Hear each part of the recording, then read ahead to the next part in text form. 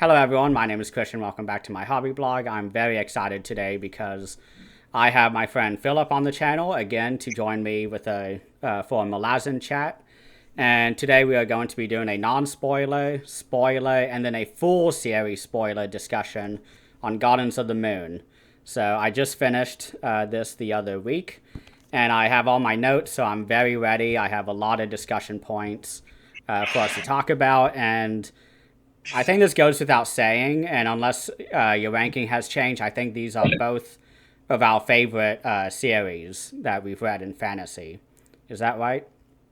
Oh, this is my the Malazan Book of the Fallen and the greater Malazan universe, including other series by Stephen Erickson and Ian Esselmont. Definitely my favorite of all time. No doubt about it. Yeah. Yeah, same here. I just finished Orb Scepter Throne before doing Gardens of the Moon, and there's Okay. still stuff paying off in that book that started here in Gardens of the Moon. And that's my favorite thing, and I just love the Malazan world so much. And so, sort of, the first discussion point that I wanted to talk about is Gardens of the Moon the best book one of any fantasy series? Because when I was reading it the first time, I was like, man, this is really great and like close to my heart. You know, I really enjoy the emotions, the philosophy, the themes, everything. But on reread, I realized how effective of a book one this is. Yes, it throws you into the deep end, but I think overall this is one of the most satisfying books to read in terms of book ones. Yeah, well, I think it serves, you could think of it in a way as serving as a prologue to the series. Mm-hmm. And that's something I've actually discussed with both my friend AP Canavan and with Stephen Erickson himself. And both of them agree. And it's actually a concept that my wife originally proposed as she was reading Gardens of the Moon. And she just said, this seems like kind of a prologue to the series in some ways because it does set up a lot of the things that Erickson does in the rest of the Malazan Book of the Fallen in terms of the tendency to be a little subversive with the tropes and to not deliver the expectation that you have this central character or protagonist or even group of protagonists that we're rooting for the whole time. In fact, the characters that we might feel emotionally more like rooting for are serving a kind of evil acquisitive empire. So it's kind of, wait, am I supposed to be rooting for these people or am and that's something that again I feel like Erickson is trying to tell you this is kind of these are the kinds of things I'm going to do to you in this series. You know, I'm going to subvert a lot of your expectations. I'm going to frustrate you a little here and there because I'm not following the tried and true path all the time, and I'm going to do some things that are maybe a little challenging at times. And also, I'm going to show you how characters are complex and not just the good guys or the bad guys, and that there are plenty of ways in which characters who maybe even on opposite sides of a conflict can find one another's humanity. And I'm using that word broadly because a lot of the characters in here are not human. So yeah. Mm-hmm. Yeah, that's a really fascinating point too, because like the first time I was reading this, because this was my first reread, I was so overwhelmed by how many characters there were, so I just sort of just surrendered to the flow as the first time read. But this Yeah. time, now I know where all the journeys are going. I was able Yeah. to really appreciate the journeys a lot more and where they started, Sure. and it was just such a satisfying read for me. Yeah, I think the second time through is often, for many people at least, an even better experience because you've let go of that anxiety of what's going on here. Oh wait, who was that character? And you don't feel the need to look up the character list all the time or look at the map or for me anyway, I was much more relaxed the second time and ended up I loved it the first time, but the second time definitely was an even more fantastic experience because I had left all those anxieties behind me Mhm. and just had a blast, really. So yeah. I think one of my biggest anxieties on the first read was the magic system and the concept of the Uh-huh. whirlwinds. And this Yeah, time, I wouldn't even use the phrase magic system at all. It's just yeah, magic. Yeah. Yeah. And it was so like fun on this read because I know a lot more about how it works. I know a lot more about the different schools of the magic, not really schools, but the Huh? different subsets of it. And it was so fun to sort of catch on to things a lot earlier than I did. Because I think it's Yeah. book three. I'm not going to go in spoilers, but book three is when I felt a lot more comfortable about the Warrens. Uh-huh. And now, straight Sure. off the bat, I'm comfortable. So you're Yeah. absolutely right. Like, it's a lot less stressful and anxiety filled, just trying to Yeah. get my feet under me. And this time, I'm just gladly strolling through the book now, and it's Yeah. such like I finished in like 4 days or so. Like it was a really Oh, breezy that's read for great. me. So Yeah, and back to just briefly that word, that phrase, magic system, which I think is wrong for Malazan. It's fine, it's cool for a mhm, lot of series, and certainly Brandon Sanderson, who may be the one who coined that phrase, magic system.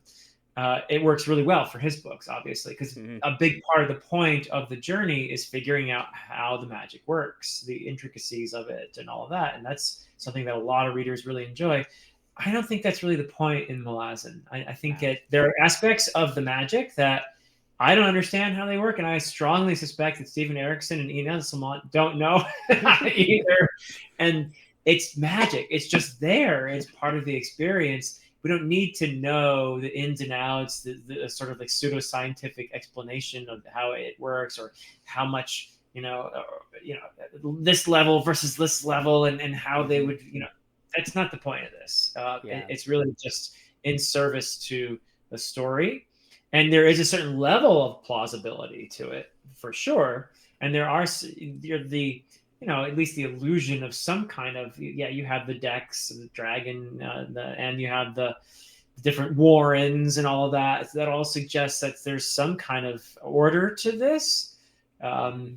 But yeah, it's really not the point of, to me anyway. I'm not reading Malazan to find out how the magic works. And if you I don't are, either. you're going to be upset because there are some things you're just not going to know.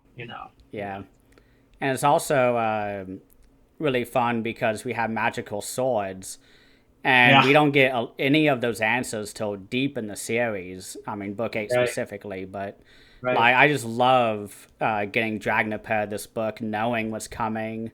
I love Yeah. seeing Animander Rake because I love his introduction in this book, but like on reread, knowing his journey is like so epic.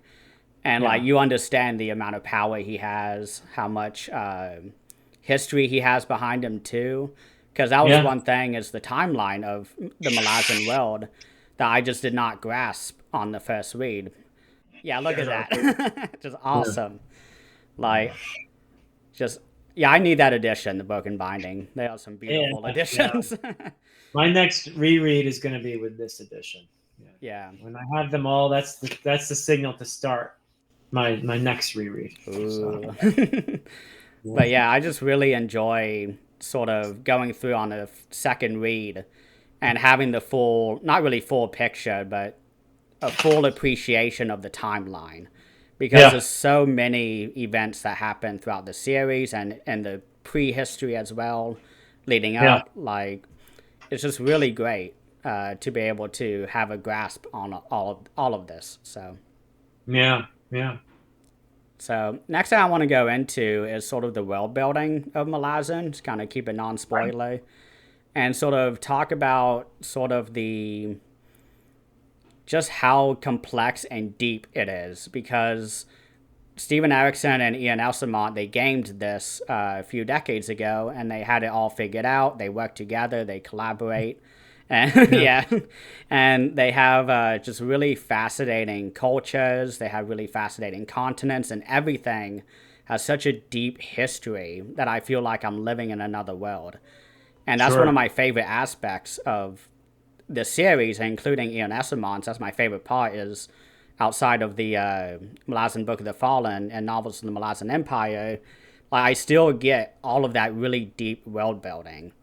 And Yeah. I want to know, like, sort of, what was your take going from the first read to the reread and sort of your perspective on your read just through the world building? I don't Uh know huh. if I worded that correctly, but Yeah. No, that's great. Yeah. No, I think you're absolutely right that gaming this world in GURPS together did lend a certain depth and vastness to the Malazan world, or to what is it? Some of the fans affectionately refer to it as Planet Woo, Oh yeah. which is not official, but Hmm. and you know where that where that comes from. I can't say because it would be kind of a spoiler to explain that, but if you know, you know, Planet Woo.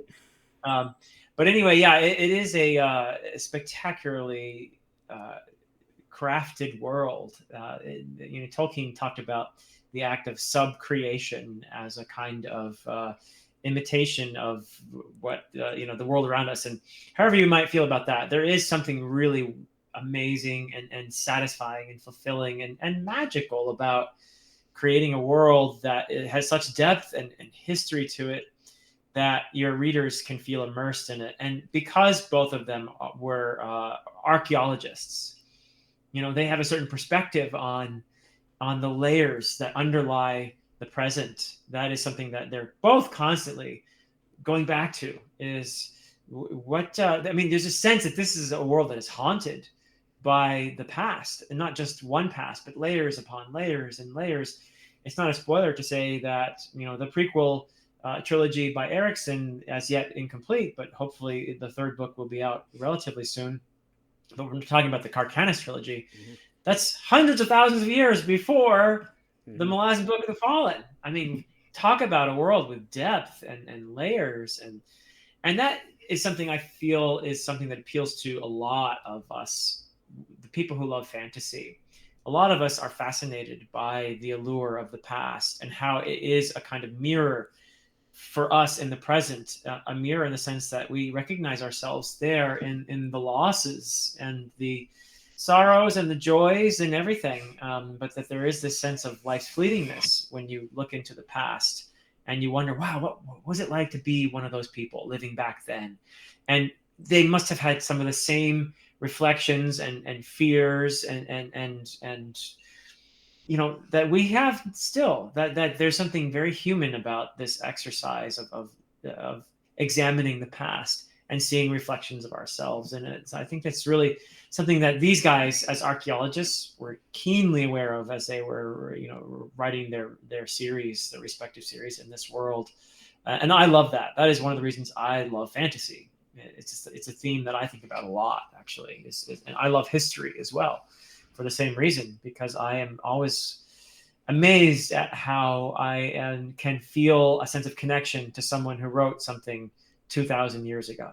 It's just, Hmm. wow. I think there's something really profoundly beautiful about that.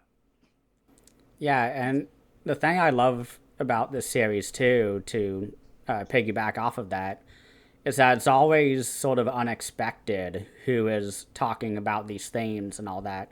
So I find that the perspectives from the Malazan soldiers, they always have so poignant discussions about everything you just said, and it's always just catches me off guard because you imagine some of these higher authority figures talking about these, but it's usually Yeah. the soldiers talking at the campfire, talking Yeah. about these things going on and questioning, are they the good guys, are they the bad guys, what are they Yeah. serving, and all that. And I just love it. And my final point that I want to discuss about the world building is that you've touched on is that it definitely transports you to another world. Because Yeah. John from Talking Story, he was talking about Worlds of Light and Shadow and how it's very transportive and transcendental. And I would say it's the same way for Malazan. When I'm Yeah. reading Great. it, I'm transported to a whole nother world. And it's Yeah. because of the depth of the world building that is allowed to happen. And on reread, it's even better because you have a lot more of a foundation and footing in the world, so you're able to catch a lot smaller details. Sure. So, and to get into, well, the final discussion point is talking about the reputation of Malazan and the sort of Hmm. intimidation that new readers feel when they get into this. What do you take of that? Personally, I feel like people are a little intimidated too much by the reputation, because I discovered this series back in 2013, read about half of Gardens of the Moon, and I bounced off of it, but it wasn't because it was complex, it was just I didn't feel ready. Like, I didn't feel like I was mature enough because I was 16 when I first picked up this copy, actually. I've been lugging it around for about a decade before I finally read it, but like, I think a lot of people, I think there is a bit of over sort of hype in terms of how difficult it is. I agree. I think that the difficulty factor is perhaps exaggerated, but I do think that it is a series that has a certain amount of complexity and nuance, and but you don't have to get all of that on, certainly not on the first read.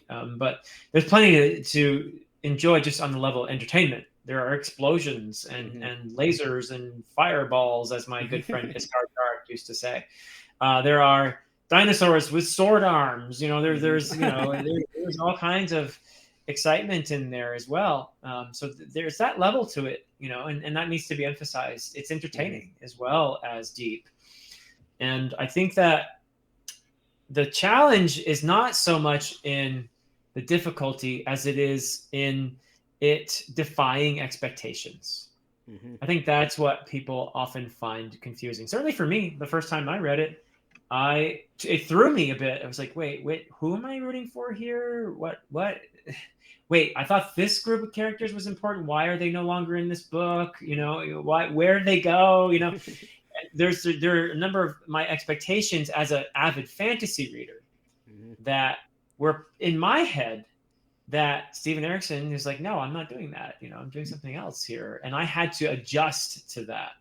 And once I did, it really wasn't that difficult. I think it's more a matter of expectation than difficulty. So that's why I do feel that in some ways, a person who's not an avid fantasy reader might have an easier time reading the Malazan Book of the Fallen, and somebody who has those expectations built up from years of loving fantasy. Because it often will turn left when we think it's going to turn right, and that's a Malazan thing. Not that it doesn't have. I mean, look, the very fact that it has these tropes tells us that it's fantasy. That even when you're subverting tropes, you're still dealing with tropes, right? On some level or other. But there are some things that Erikson does that are common enough in literature in general, but maybe not as common in fantasy. And I think that can throw a lot of people. So that's probably a big part of the perception of difficulty with Malazan. And then it makes some readers uncomfortable even, and they bounce off of it. So, yeah. That's really fascinating that you said that someone who's not as rooted in fantasy may find it easier, because I feel like I read a lot of fantasy first before getting to this, and I felt like I had a better time because I sort of knew, like, I did a lot of research on it. Maybe that was the reason, I don't know. But like for me, what I focused on was the entertainment and the emotional sides of the story, and I got more than enough for that, just from that. Plenty. A lot of tears shed in reading these books. Yeah, book 10. Especially in Malazan. Yeah, I don't know what happened with my eyes, but I could barely see the last 100 pages of Crippled God. Same here. That same was here. Really tough, but must have been allergy season. Yeah. But so we can go into book 1 spoilers now. So anyone who hasn't seen or read book 1 yet, please leave the video. If not, please stay. First thing I want to talk about is the prologue, because there's so much in there. It's the first meeting of Piran, of Whiskey Jack, and I believe it's Lacine is in there for a very quick second at the end. Yep. And I just really love that prologue. And it's why I feel like it's Lacine yet, though. Or she's about to be, but yeah. And I feel like she's just adopting that name, yeah. Because she was Sultry or Salty or something like that. Surly. Yeah, Surly was a nickname originally. And like I think this is why I feel like this is the best book 1, because that prologue is so evocative of the entire series. The description of the weather vane that's like shaped like a gargoyle is just really great. That Right. and you think Perrin's gonna be, you know, the main character, and he is in some Yeah. regards, but like it subverts us, and I love Yeah. that. There's a So. trope that's being set up, but is not what you think it's going to be. Yeah. hmm And seeing where that goes throughout the book, and especially later in the series, it's so Uh, fascinating on a reread to read that prologue. What do you think? yeah. Oh, of course. Yeah. Having a lot of the prologues, that's true of on a reread, gain significance, I think. I almost feel like it's worth reading a Malazan book and then going back again and reading the prologue over, because hmm you'll catch things that you might have missed the first time, even on a reread. But yes, I agree with you that we have a significant meeting there with Gano's Paran and Whiskey Jack, and Gano's looking at what's happening in the city below him, hmm and as a child who's brought up on tales of glory and the empire and all that, wanting to be part of this. And then you have the grizzled veteran and Whiskey Jack, who's hmm like, you know what, son, it's not really what you think it, all it's, all it's, all the propaganda may be a bit misleading here, hmm So yeah, he's got the more experienced perspective, which is super important, that is delivered there. And of course, there's some important information here going on that Surly is making a grab for, power essentially, and that this empire is willing to kill people in hmm order to keep itself going and expand. So all because there's essentially a massacre happening beneath them, hmm and they're at a distance from it because they're just watching the fires and everything else happening and all that. But you realize that there is um, a loss of humanity, and that is something that this boy doesn't quite understand yet. But the veteran knows. He's been there. He's been asked to do things like that before, hmm probably, and he understands the loss and the consequences and everything else. So, yeah, I think it's a really significant prologue because it does set up this theme of empire and what must be done in order to keep an acquisitive empire running, hmm and expanding. So yeah. So next thing I want to talk about, which I forgot to put in the notes, but the massacre at Itko Khan, which I think is one of the biggest openings like a fantasy book ever. It's so subversive, I feel like, because you get a Uh, POV from a fisher girl going to market for her father, and then she yeah. meets the candle wax lady. I forgot her name, but The uh, witch. Yeah. yeah, and Yeah. she seemingly takes over her, and then the witch is killed, and the girl is killed by Shadow Throne, and later we find out in the book was Cotillion. Well, the girl isn't Right. killed, but The girl's not killed, but she's she is. inhabited. She's Yeah, possessed. Yeah. yeah. So we have various identities within this girl now, which I think is a big foreshadowing. And on reread, I was able to enjoy this, I guess, set piece a lot more from a reread perspective because I understood what was happening the first time, and I was like, wow, these Hounds of Shadow, like, they are so cool, like, they're very destructive, but they're very, Yeah. who controls these? Who are they? Like, how does any of this work? And on reread, it's like, I can just read it and be able to. There's no mysteries for me reading this section anymore. And it's Yeah. really fascinating on reread. So, and especially when Lorne comes in later and is investigating it, Yeah. it's just really provocative, I feel like, as an opening set piece. So, Yeah. I agree.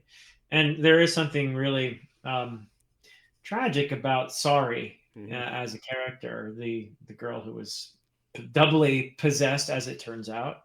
mm-hmm, But there is an extent to which you may misjudge this witch in the beginning, because she's push what was the phrase she uses, push and pull or something to that mm-hmm, extent, but she's referring to what an empire does.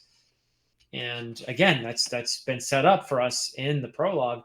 And then you have this old woman who is perceived as ugly and a witch and all that, but there's some wisdom in this woman too, and she's talking about the fact that an empire does some terrible things to people, and she enters Sari's mind and plays a pivotal role in keeping her, her sanity intact, to keeping her from being harmed as much as she would have otherwise by this god that possesses her, Cotillion, who uses her pretty cruelly, really. And again, we're being shown something that's a prominent theme again in Malazan, which is how the gods, somewhat in Greek, god fashion, or in the Hindu pantheon, or even the Norse, what have you, these gods tend to use people like pawns.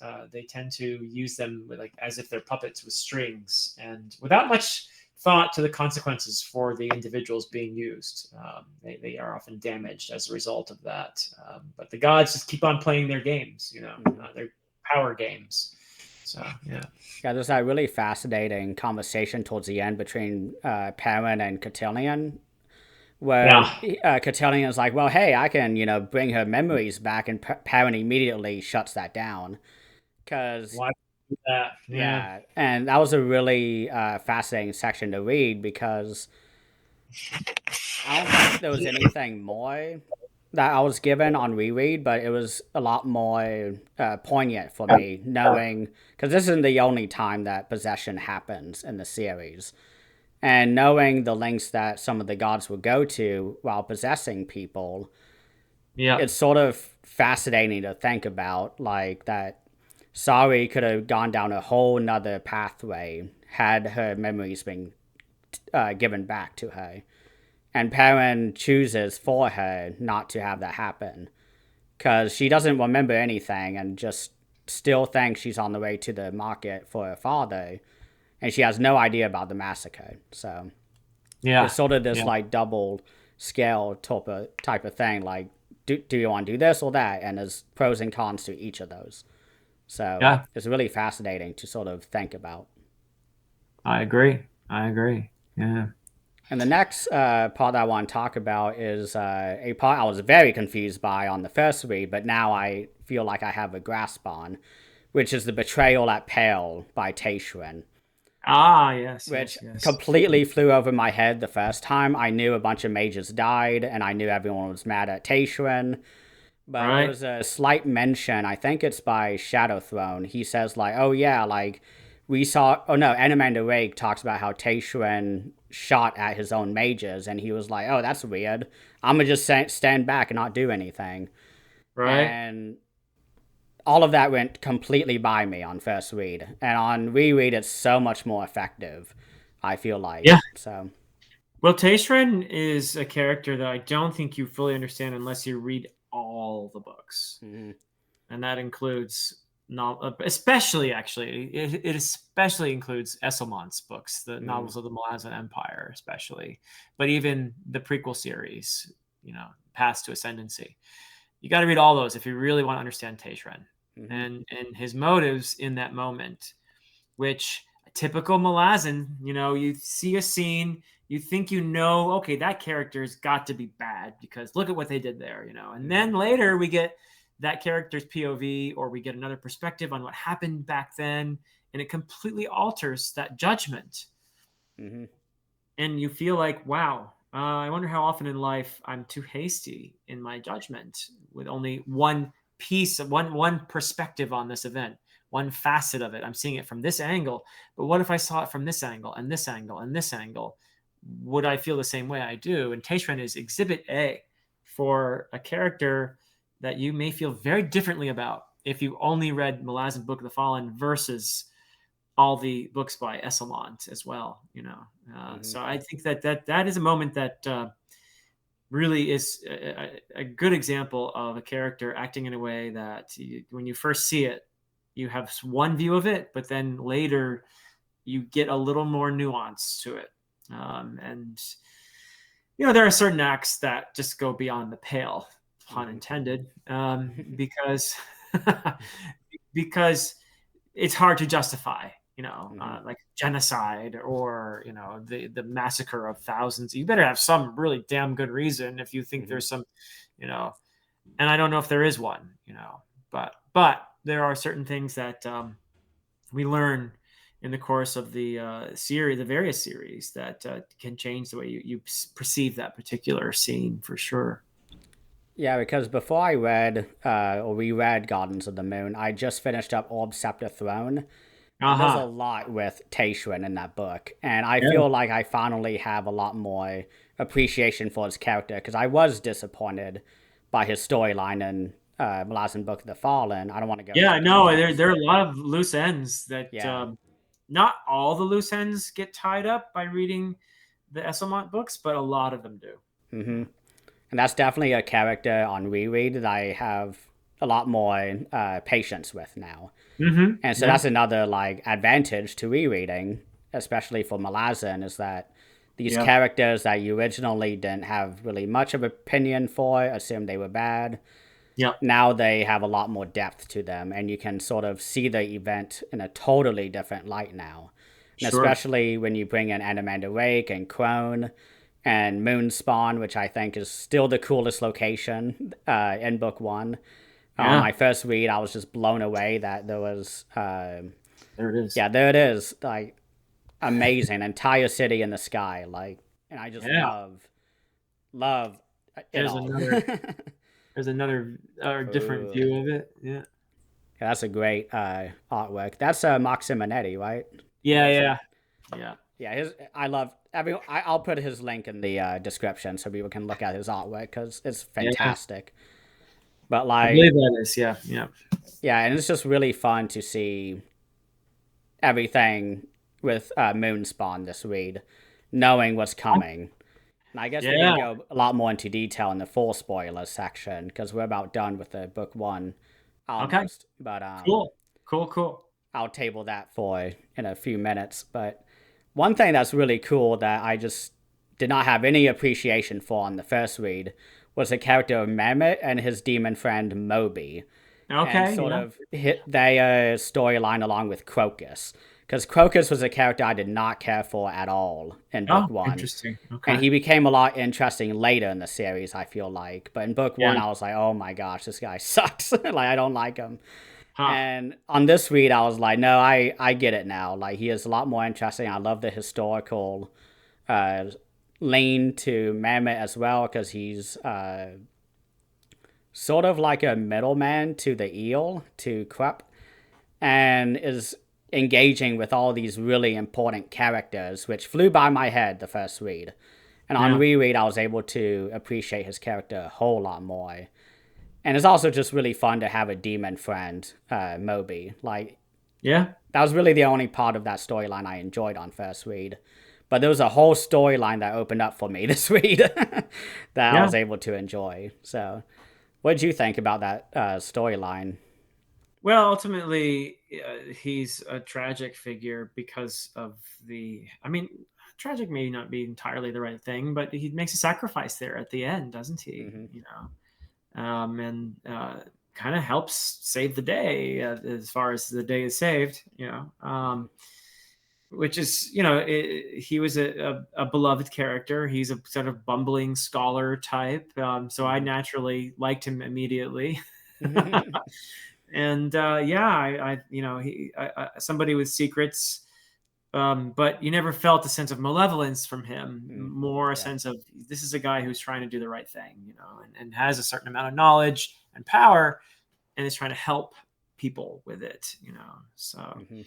the fact that he goes the way he does is indicative of his character. Mm-hmm. But yeah, no, I liked that storyline, and you can't go wrong with magical sidekicks that initially look like little critters but can transform into big, nasty, brutish, Mm-hmm. formidable monsters. Yeah, Yeah, and that's another favorite part of mine in Malazan are the creatures, because sure. they have so much more depth than I expect out of a fantasy series, where you just Yeah, have mindless demons that kill people. But Moby, and also I guess it is Moby that comes out at the end and fights Raced, right? boys going around. Yeah, I mean Yeah. he comes out big at the end, and there's so Hmm. much going on there. It's just like Yeah. chaos everywhere. Yeah. Hmm. And I just love like the subversion sort of this character because he is such a goofy, winged demon at first, and then he comes out and everyone just runs away from him when he's coming down the street, and it's such a fun sort of moment. And that happens in every single book, I feel like. So if you love that, like you're gonna love the series. So Yes. Yeah. There's a certain kind of that happens with Malazan. Yeah. hmm. And the last book one spoiler thing that I want to talk about is the Jagged Tyrant Waste and also the Alliant. Because Yeah. I love dragons. That's one of my favorite creatures in fantasy. And I Cool. love Waste too, because he's this multi 100,000-year-old character who's been in the crypt for I don't know how many thousands of years. Yeah. And he comes out and he just has one goal, which is to reunite with this finesse, which I had all of this stuff. I had zero idea what was going on the first Yeah. read, but this Sure. time I was able to really enjoy it and keep track of everything. And I loved sort of the exploration that Krupp and the rest of the Phoenix End people are doing, where they're trying to find this crypt of waste. And I did not even remember any of that when I was going back into book one. And on reread, I was like, oh, there's so much more info about waste than I thought there was, because it just kept flying over my head every time there was a mention. So that's one of my favorite parts of this reread was everything in the second half of this book concerning waste. And also Yeah. Krupp and the eel and all that. Like I figured out that Krupp was the eel before on my first read, maybe 2 chapters before, but this time knowing it, I Yeah. was like, man, he's just like turning his back. He has like these different masks on, Sure. basically, and no one has any idea. And Murillo figures it out at one point. He just snaps and forgets, Yeah. forgets the conversation, and that was so funny to get that, like especially on reread. Yeah, Krupp is quite formidable, but of course, Race is also, and he's our first introduction to a Jagged. He's a Jagged Tyrant, Mm-hmm. which is, you don't figure out the significance of all that until much later in the series, Mm-hmm. or what the Jagged are. But again, there are another character who gets recontextualized, and you meet in a different context, and it changes the way you see this character. I mean, it's so fascinating that the Jagged in general, they're basically the equivalent of orcs in this world, Mm-hmm. except that they have this really crazy sense of humor, Mm-hmm. and most of them are actually pretty peaceful and intelligent, and and they're completely defying expectations. Mm-hmm. But Race is, he's one scary dude there, which gets unleashed as part of the political maneuvering. The Lessine has sent Lorne there to do that in order to unleash Race on this city that is defying the Malazan Empire. Mm-hmm. And you think about that, that's basically the equivalent of maybe sending a nuclear bomb after somebody because they're not agreeing to be your subject. Mm-hmm. It's pretty unconscionable, really. Yeah. And Lorne is, I want to point out, pretty torn about all of this. Like, she's not completely convinced that this is actually right. There's hesitation there. Mm-hmm. Ultimately, she goes through with it, though, and dies, in this book. And I see her as actually one of the really tragic characters in here, because you do see her potential to be more humane, and yet she suppresses that in order to fulfill her mission for the Empire. Mm-hmm. So, yeah, there's a lot going on there at the end of this that is just chaos. Mm-hmm. Yeah. It's definitely a convergence, which is a repeated theme throughout the series. Oh, yeah. Yeah. And it's funny with the character of Lorne, because I did not even remember her after book one. Like, I remembered she existed, but I didn't remember what she had done. I didn't remember any of her part at the end of this book. So, yeah. I Well, it's interesting because she is the adjunct to the Empress, Mm-hmm. and we are going to meet another adjunct Mm-hmm. to the Empress, Yeah. who is also, obviously, because of that role, going to be put in the position of having to make some really big decisions that have moral implications, and takes Mm-hmm. well, we won't say much about that, but because that character is super important. But yeah. Oh yeah, and it's really fascinating too because during this entire battle at the end, we have probably my favorite character of the series, top five definitely, Onos Tulan, one of the Oh, Tulani Mass. cool. Yeah. And he's Yeah. just sitting by and watching. He's not even, taking part, fighting, nothing. He's just seeing where the finesse will go. And he encounters the Hounds of Shadow. And I think he takes some out. I can't remember exactly because there's so much action happening, but he Yeah. witnesses them going into the city. Huh. And it's really fascinating to sort of get Onos Tulan because here's a character who loomed large for me on the first read, but he's Sure. really not on page that much, like Yeah. like on the book. So it's really fascinating on reread, knowing where Onos Tulan is going, and knowing how important he is to the central storylines, at least Yeah. emotionally. And it's just really cool, I think, to see Onos Tulan at this event. So Well, it's interesting too how the introduction of the Tlan and Mas shows us how they are a tool of the Empire. Pun intended again. yeah. That they're a tool of the Empire, essentially, and that this also goes somewhere really important, which again we can't talk about because spoilers for the rest of the series. But he is in fact doing the bidding of the Empire, and he's not doing it of his own volition. He's aiding Lorne in releasing the Jagged, which ironically, of course, is the ancient enemy of his own people. There's the ancient war between the Jagged and the Imas. That's a facet of this that gets more and more developed too. So yeah, so much being introduced here. Yeah. So on that note, should we go into the full series spoilers? Sure, why not?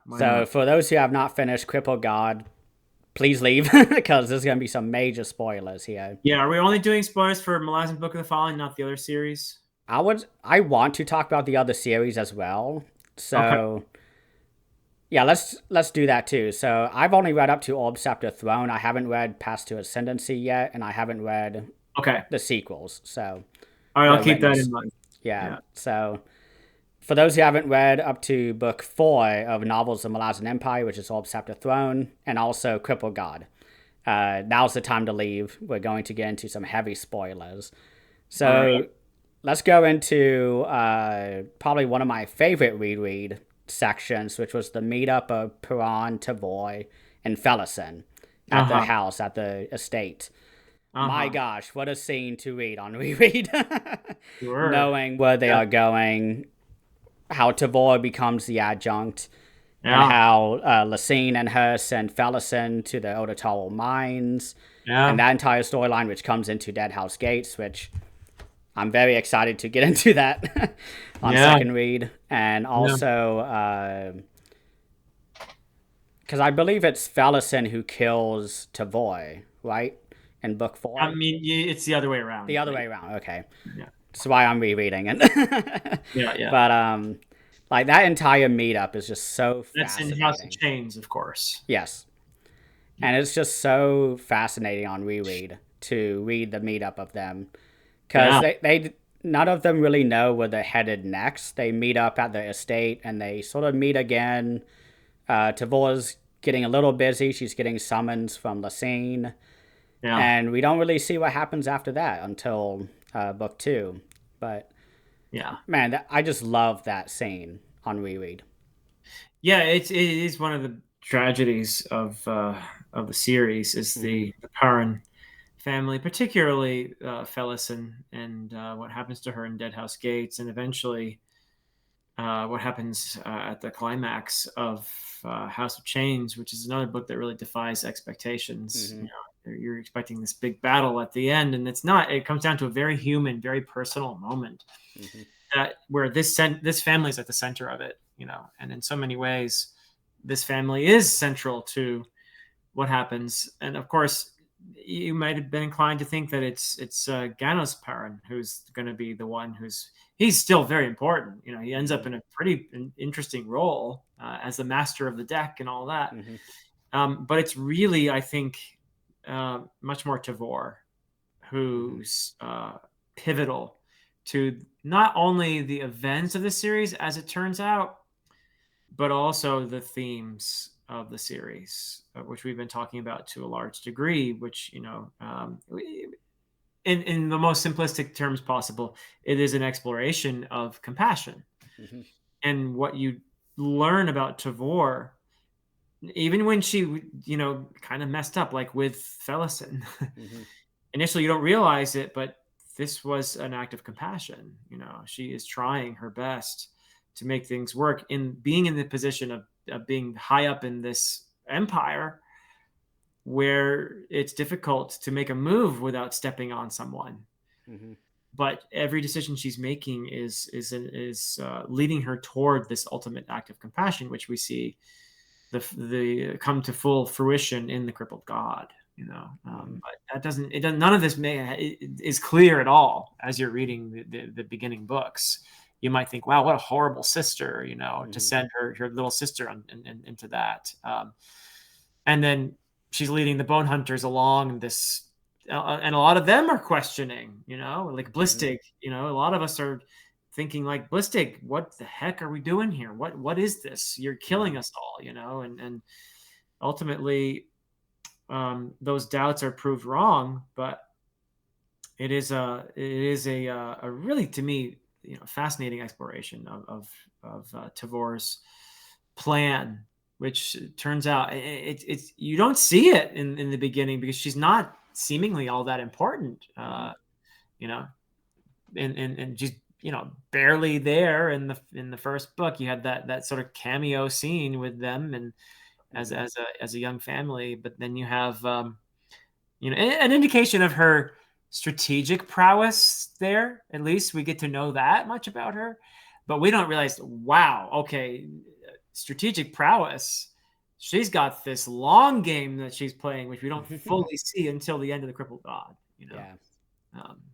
But it is really interesting to me how she's able to take this role that she's given within the confines of having to work within this evil empire and turn it all into a means of delivering one of the most compassionate acts you can find in any story anywhere. Mm-hmm. Yeah, it's really fascinating too about the theme of compassion, because I have a few friends who I've talked to about the series says like, no, the series is not about compassion at all. I always bring up Tavoy as sort of my evidence, because I mean, I will say that I was very frustrated by her character throughout the series, but by the end of the Crippled God, I sort of understood why she was so close to her chest with her cards, because any details leak out, it could have been foiled. Right. And she has to keep that to herself, and she always has this very stone mask that everyone can sort of see some cracks in, but it comes back very quickly. Yeah. And it's also the characters of Cotillion Shadow Throne, because I believe it's Cotillion who kills Camensod at the end of the book and kind of backstabs him in this really sort of surprising moment. Maybe I'm misremembering, but it's not that he kills the crippled god. He doesn't kill Camensod. Camensod is freed at the end. Mm-hmm. Yeah. But a lot of entities and gods, among them elder gods, other gods, have been using Camensod, the crippled god, repeatedly, parasitically, feeding off too throughout. But that has caused a lot of harm in the world. So what Tavor is doing isn't only an act of compassion for this tortured being, the crippled god. It is that, but it goes beyond that, because she understands pretty well the harm that has done in the world. Think about all the stuff that the crippled god does throughout the series. You've got the horrors of what happens in Memories of Ice. Who's behind all that? It's the crippled god. All the torture and the suffering, and a lot of the characters who we see as typically as villainous, they're being inspired by or manipulated by or encouraged by the crippled god, who is essentially spreading disease and illness and fallenness, as much as possible throughout the world as a kind of this lashing out in pain. And Tavor, by freeing him, is ridding the world of that influence, because she sees that the power that is gained by a few is inflicting terrible harm on the many, which is pretty true in our own world, isn't it? The power gained by the few inflicts great harm on the many. And Tavor is alleviating that situation by freeing the crippled god. So it's an act of compassion for the world, not just for this individual. Yeah.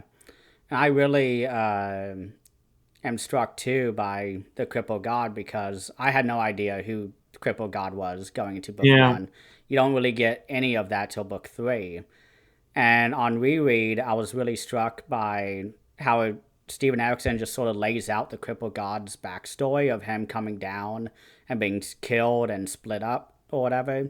Yeah. And I was really thinking about the crippled god's control, because one of my favorite books in Malazan is book 5, Midnight Tides. And I just love the sort of whirlwind of the brothers of Rulad and everyone else there. Udanas's character is really interesting. I can't wait to reread Midnight Tides. But I think the entire continent of Letharis was a lot more important than I thought it was going throughout the series, because you eventually find out that the Kachane Shamal and the Kachane Naruk are in Letharis, and that's where the home base is. I had no idea what a Kachane Shamal was, and they talk about them in this book. Sure. And it just went wide over my head on the first read.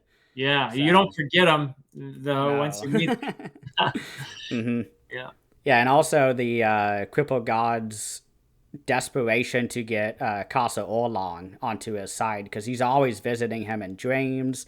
He gives him that really cool sword that Casa sort of overcomes. And Karsa is another. He's enlisting all the broken people, and Karsa is broken. He's got the physical sign of that tattooed on his face.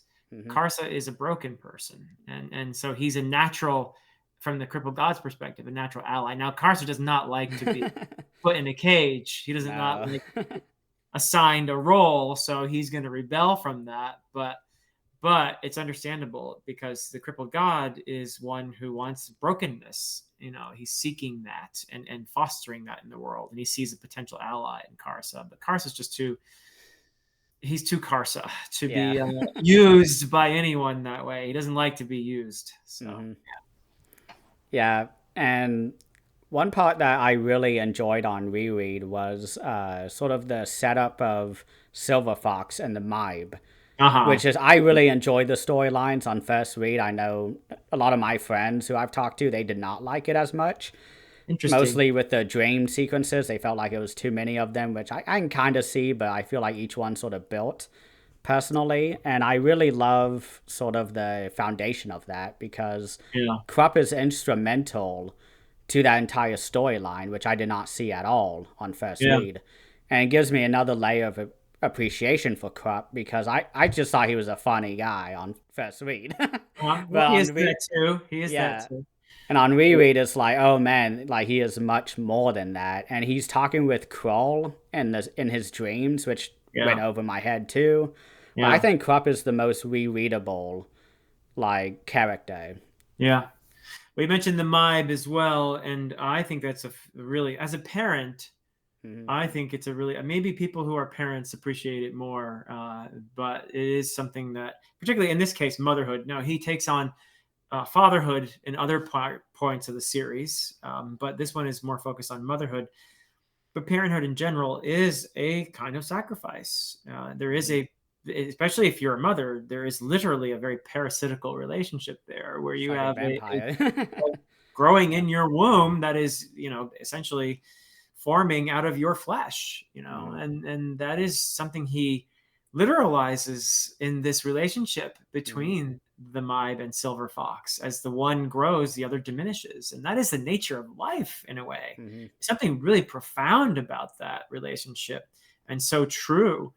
And yes, it's taken to a level that is more drastic, maybe, But I think a lot of people who are parents experience that. There is a mixture, if we're being completely honest, of joy and pride, but also sometimes bitterness and and sadness. The relationship with a child is a very complex thing, and it is one of the most beautiful things in the world that you can experience, in my opinion. But at the same time, let's not pretend that it's all rainbow and sunshine. It's there are some you got to have raindrops to have a rainbow, right? And there definitely are days of real sacrifice. It takes a toll on you to raise a child, especially if you're trying to do it right. So I think that there's a lot being said in that relationship that in typical Ericksonian fashion, there's just so much depth there and honesty and rawness that I just find it so compelling. So I don't know. I think, it's fine if some people don't like that part of it, but for me, it's like, wow, it's kind of the heart of that book in some ways, really. I mean, the action stuff, to me, it's great. It's cool. I love it. I'm here for the lasers and the fireballs. But what really sticks with me is this deeper thematic stuff. What really makes me feel and what moves me and what the part that to me is the most sublime about the series are these so-called boring parts. These parts that are more deep. That's what really sticks with me. Yeah, because I love, as I said earlier in the video, I came to the series as someone who loves emotions, and Yeah.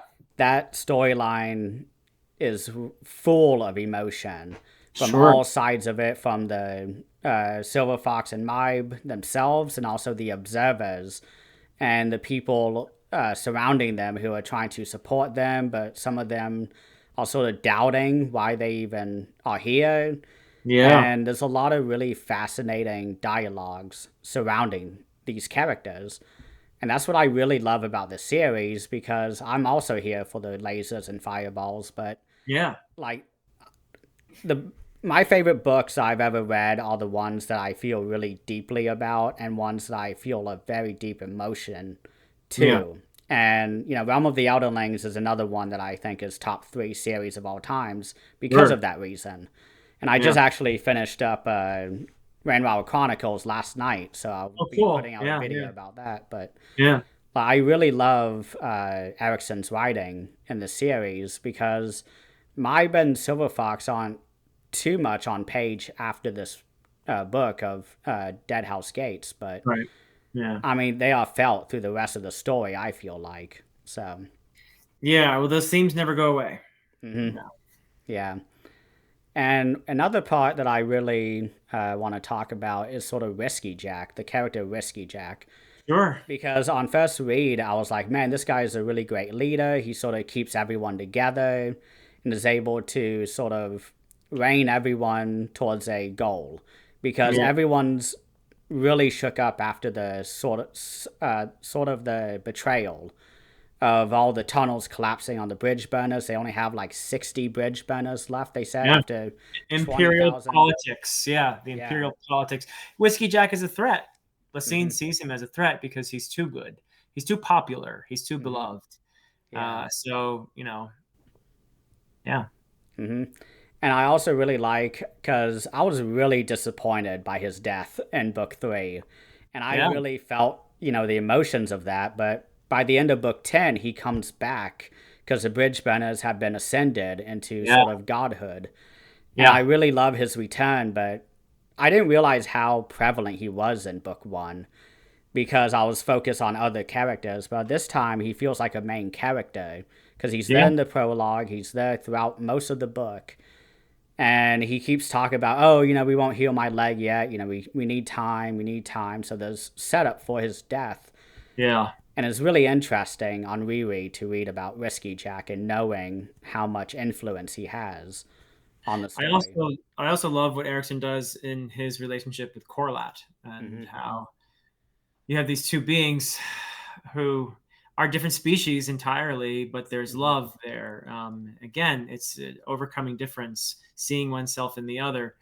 and yes, there are differences in perspective. Obviously, she's a creature that has lived for hundreds of thousands of years. That entails a very different perspective from his human perspective, and still they find this commonality that brings them together. It's a fascinating relationship to me, and you see her grief, and you know that relative to her, he's like a cherry blossom there one day and gone the next. He was never going to be around all that long, but the tragedy of that loss just hits hard when his life is taken in Memories of Ice. Which is, Kalor is never going to be a favorite for me. There's one reason right there. There are some people I know who wanted to redeem Collar, but nah, for me, that's not a character that I'm going to change my mind about. So he's a cool character. Don't get me wrong.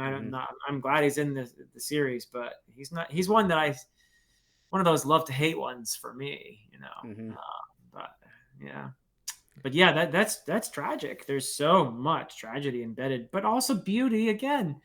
Because Whiskey Jack is a figure who somehow wins loyalty and wins hearts and acts despite being, again, I mean, what's he and his crew, when we meet them, they're sabotaging Darujistan. They're essentially laying down bombs, munitions that are going to blow up and kill civilians. At major intersections. Yeah, that's horrible. And he's doing it for an empire that is there to just take over because it's an acquisitive empire. There's no justification. There's no, I mean, yeah, maybe they can say, oh, well, we're better, we're superior, we're going to give them a better, civilized existence. So that's kind of hard to argue when you have a city like Darujistan that they're trying to take over. So yeah, I just feel like it's a horrible thing that Whiskey Jack is willingly, carrying out orders and everything. So he's complex in that sense too, because I like him on a personal level, but you want to kind of shake some of these guys, say, what are you doing working for this empire? Why are you doing this? It's a job they're doing, and I don't think they reflect enough on the consequences of what they're doing there.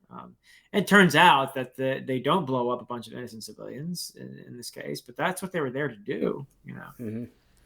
It's also fascinating to think about Darujistan because it makes me think about the Bone Hunters book and Egerton, because that city does sort of blow up and the bridge burners have to crawl their way out of the city as it's collapsing. That's a major 120-page chapter about. And you crawl with them throughout the bowels of this city. And Korra is with them, and so there's an enemy alongside, and there's, again, there's Malazan, an enemy, a former enemy, and the bond that is formed with him in the process, where what happens between him and I think it's the one he's dragging along with him. Now it's been a while since I read this, but I believe it's Fiddler, right? I believe so. Korra and Fiddler have that bond that forms there beneath Igatan, and it's just tremendous. That for me, as impressive as the conflagration is there, and the sacrifices that are made by other characters. You have the one Stormy and Gessler's friend there, the young guy who sacrifices himself. I can't remember his name. But anyway, there's that. It's a very moving moment. But for me, the most significant aspect of that is that bond that forms between Fiddler and Korra beneath Igatan, and they're enemies. But they find in those depths, they find their common humanity. And I really love the character of Fiddler also. He is not a character I thought about much on the first read in book one. But by the end of the series, I think we talked about this during the Crippled God discussion. When I finished that, I was like, Fiddler and Gessler, they're my favorite characters in the series. And I was not expecting that when reading book one. And they are so fascinating to read. And it's just amazing characters. And seeing them in this book was such a joy because I think it's Gessler dies at the end. He sacrifices himself along Yeah. with that poor dog, which was when the tears first started for Cripple God for me, was when Gessler Yes. and Bent, I think the dog is named. Yeah, Bent. Yeah. Yeah.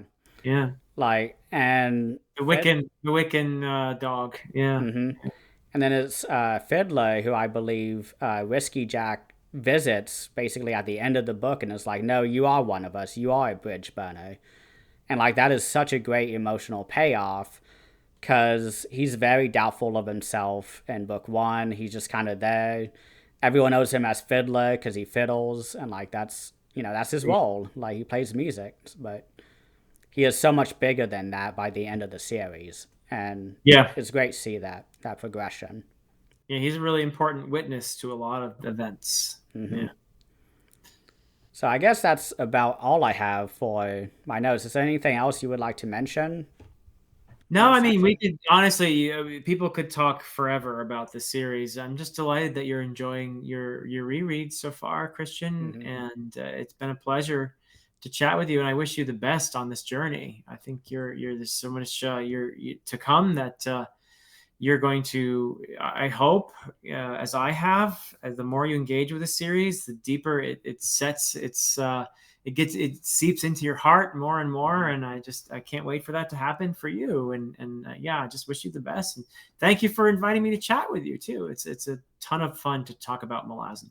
You're welcome, and thank you for coming on this channel. It's always a joy to talk with you, and yeah, I'm really excited to start book 2 here soon. So thank you everyone for watching, and please have a great rest of the day. Goodbye.